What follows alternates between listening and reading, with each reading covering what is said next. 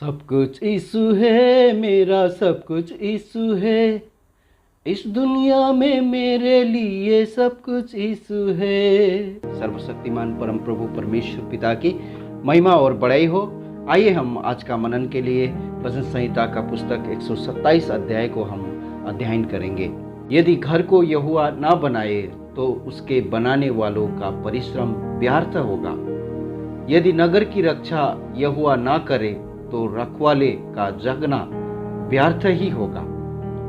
तुम जो सवेरे उठते और देर करके विश्राम करते और दुख भरी रोटी खाते हो, ये सब तुम्हारे लिए व्यर्थ ही है, क्योंकि वो अपने प्रियों को यूं ही नींद प्रदान करता है। देखो, लड़के यहोवा के दिए हुए भागे गर्व का फल उसकी ओर से प्रतिफल है। जैसे वीर के हाथ में तीर, वैसे ही जवानी के लड़के होते हैं। क्या ही धन्य है वो पुरुष जिसने अपने तरकश को उनसे भर लिया।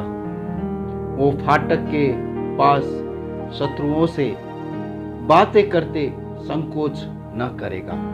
सर्वशक्तिमान परमपिता परमेश्वर की महिमा और बढ़ाई हो। मनुष्य कोई भी प्रयास करते हैं, उसमें यदि परमेश्वर का सहमति नहीं है तो वो व्यर्थ है। इस बात पर ध्यान दें कि यहाँ पर भजनकार मनुष्य का गतिविधियों को खारिज नहीं करता है।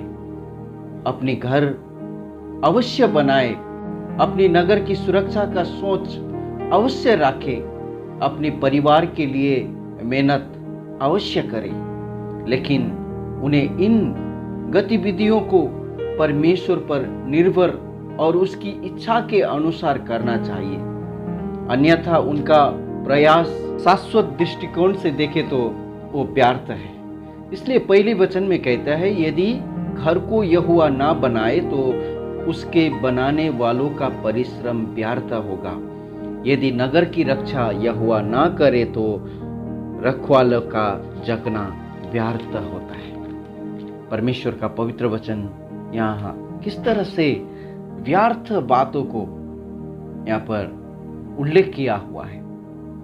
यहाँ शब्द घर इस प्रकार से दिया है। मेरा प्रियो, हम हमारे जीवन में हम किसी भी बातों का शुरुआत करते समय हम उसमें एक उद्देश्य होना, मैं ये काम क्यों कर रहा हूं, मैं इस काम करने के पीछे में इसका उद्देश्य क्या है। अगर वो उद्देश्य विहीन है तो वो काम करने का कोई भी अर्थ नहीं है।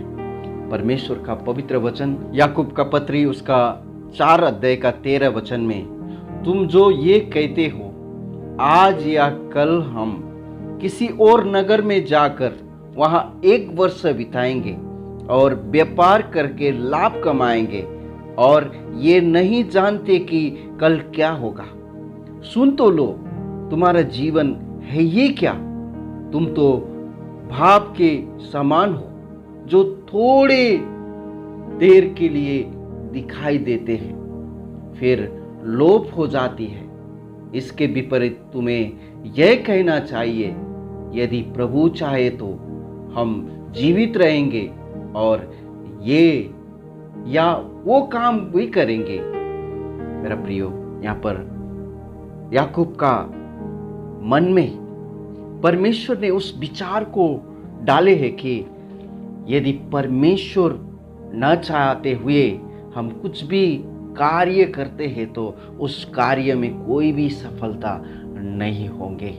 लूका रचित सुसमाचार उसका 12 अध्याय में 13 वचन से आगे में एक दृष्टांत में प्रभु यीशु मसीह ने इस प्रकार से यहाँ पर भी समझाया हुआ बातों को हम देख सकते हैं। तब वो अपने मन में विचार करने लगा, मैं क्या करूं, क्योंकि मेरे यहाँ जगह नहीं जहां अपनी उपज इत्यादि मैं रखूं। और उसने कहा, मैं ये करूंगा, मैं अपनी बखारियां तोड़कर उनसे बड़ी बनाऊंगा और वहां अपना सब अन्न और संपत्ति रखूंगा और अपने प्राण से कहूंगा कि तेरे पास बहुत वर्षों के लिए बहुत संपत्ति रखी है, चैन कर खा पी सुख से रहे। परंतु परमेश्वर ने उससे कहा, हे मूर्ख, इसी रात तेरा प्राण तुझसे ले लिया जाएगा। तब जो कुछ तूने इकट्ठा किया है वो किसका होगा? परम पवित्र परमेश्वर की महिमा और बड़ाई हो। आज मनुष्य के पास ढेर सारी ज्ञान कुट कुट के भरे हुए हैं। कोई भी नहीं कहेंगे मैं अज्ञानी हूं। कुछ ना कुछ जानकारी हर एक का जीवन में है, परंतु परमेश्वर का ज्ञान उनका जीवन में होना सबसे महत्वपूर्ण एक बात है। क्योंकि प्रभु का वचन कहता है, परमेश्वर का ज्ञान न रखने के कारण परमेश्वर का लोग नष्ट होते रहते हैं। उसमें विभिन्न प्रकार का सोच विचार उनका मन में आकर वो कभी भी परमेश्वर के प्रति मन नहीं लगाएंगे। हमारे जीवन में कितना भी आशीष हो, धन संपत्ति हो, वो परमेश्वर की ओर से मिलती है। क्योंकि नीति वचन का पुस्तक 10 अध्याय का 22 वचन कहते, धन यहोवा की आशीष ही से मिलता है और वो उसके साथ दुख नहीं मिलाता। दुनिया के धन संपत्ति, दुनिया की ओर से मिला हुआ धन संपत्ति में कितना डर है, कितना भय है। वो दिन प्रतिदिन सोचता रहना पड़ेगा उसको। परंतु जो कोई धन संपत्ति यहोवा की ओर से मिलता है, वो धन संपत्ति में उनको कोई भी डर नहीं है। मेरा प्रियो, परमेश्वर ने आप और हमें दिया हुआ जीवन, हम परमेश्वर के लिए जीना कितना धन्य बात है। और इसका 3 वचन कहता है, देखो लड़के यहोवा के दिए हुए भाग है, गर्व का फल उसकी ओर से प्रतिफल है। आज दुनिया उनका हैप्पी बर्थडे में, उनका जन्मदिन में धूमधाम जश्न मनाते हैं, परंतु ये जीवन मुझे कहां से मिला, ये जीवन का अर्थ क्या है, मैं क्यों इस संसार में हूं, मैं किस लिए आया हूं, वो कभी समझता भी नहीं है। जरा सोचकर आप देखिए। आज हो सकता है आपका जीवन सोचने के लिए एक समय परमेश्वर ने आपके लिए दिया है। आज का दिन आपके लिए एक वरदान है, क्योंकि हम प्रत्येक दिन परमेश्वर के सामने में हम जीते हैं। भले ही आप कौन सा जाति से, आप कौन सा राष्ट्र से है, आप कौन सा भाषा बोलने वाले हैं, ये मायने नहीं रखता है। क्या आप, जिसने आपको सृष्टि किया, उस सृष्टिकर्ता परमेश्वर को आप पहचानते हैं? प्रभु आपको दया करे, अनुग्रह करे और परमेश्वर की महिमा के लिए जीवन बिताने में परमेश्वर आपको सहायता करे।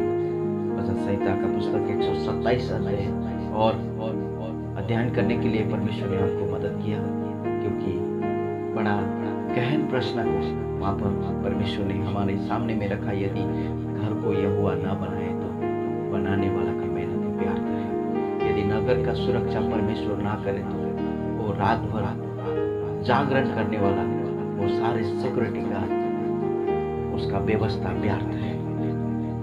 परम प्रभु ने हम सबको दया किया, उस सत्य को समझने के लिए हमारे हृदय को खोल दिया। परम प्रभु को महिमा देते हैं। सर्वशक्तिमान परमेश्वर पिता, हम आपको धन्यवाद करते, स्तुति करते हैं।